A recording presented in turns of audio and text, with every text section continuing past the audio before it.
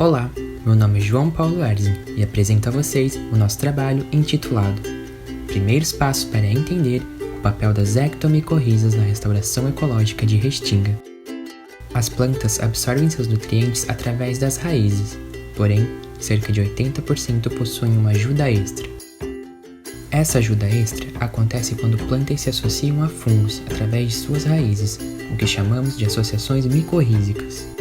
As micorrizas são responsáveis por aumentar a superfície de absorção das raízes, fazendo com que as plantas absorvam mais água e minerais, como por exemplo, nitrogênio e fósforo, que são dois elementos essenciais para as plantas. Em troca, as plantas oferecem carbono para o desenvolvimento do fungo. As ectomicorrizas são um subtipo dessa associação simbiótica, e acreditava-se que sua zona de ocorrência era majoritariamente em regiões temperadas. Porém, sabemos que estão presentes também na região neotropical e mesmo subtropical, como no sul do Brasil. Em meados dos anos 60, iniciou-se no Brasil a introdução de espécies exóticas invasoras como pinos. A introdução ocorreu com a finalidade de suprimir a demanda comercial, além de servir como alternativa ao reflorestamento. Isso tem acontecido em Florianópolis, onde os pinos vêm comprometendo a comunidade de plantas nativas de Restinga, como por exemplo no Parque Natural Municipal Dunas da Lagoa da Conceição. Regiões costeiras da Mata Atlântica são compostas por restinga, um ecossistema de solo arenoso e salino, coberto de plantas herbáceas a arbustivas, e muito importante para a manutenção da costa litorânea. Estes ambientes são altamente estressantes para as plantas, e possivelmente as ectomicorrizas contribuem para que as plantas consigam sobreviver e se adaptar nestas condições desafiadoras. Para garantir que a restinga seja preservada, as plantas nativas precisam estar presentes e as invasoras serem retiradas. Há 10 anos, um grupo de voluntários tem cortado indivíduos de pinos no Parque das Dunas da Lagoa da Conceição. Ações como estas possibilitam a preservação da restinga e das dunas. Já sabemos que a retirada de pinos tem favorecido a regeneração da restinga, mas não sabemos ainda se as interações abaixo do solo também foram afetadas. Deste modo, o objetivo do nosso trabalho foi identificar se a quantidade de ectomicorrizas nas raízes das comunidades de plantas estão sendo afetadas pela remoção de espécies exóticas invasoras de pinos.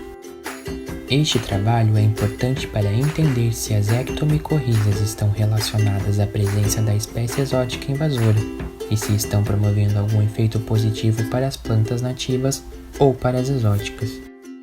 Apesar de existirem trabalhos sobre o uso de inóculos de micorrizas na restauração ecológica, não existem estudos sobre ectomicorrizas usadas na restauração, muito menos na restinga.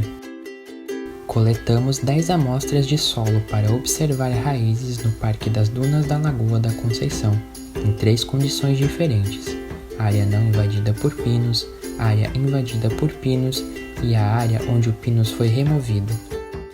Estas 30 amostras foram processadas no Laboratório de Micologia da Universidade Federal de Santa Catarina.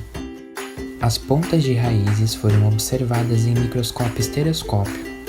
As pontas micorrizadas foram contadas para calcular a taxa de ectomicorrização total da comunidade.